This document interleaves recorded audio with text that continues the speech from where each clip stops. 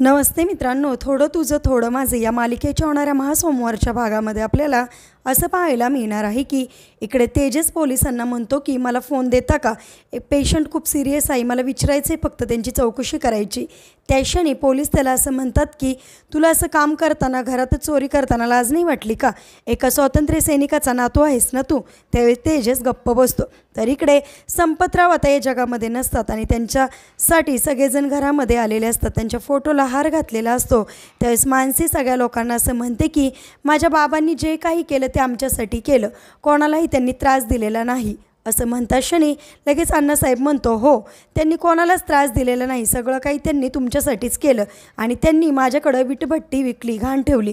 असं म्हणता क्षणी लगेचच इकडे मानसीला धक्का बसतो। तिला कळतं की आता विटभट्टीसुद्धा आपली गेलेली आहे।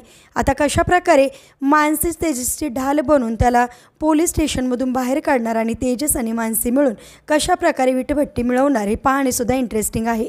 असेच मालिकेच्या पुढील अपडेटसाठी तुम्ही आपल्या रंजक मराठी चॅनलला नक्की सबस्क्राईब करा।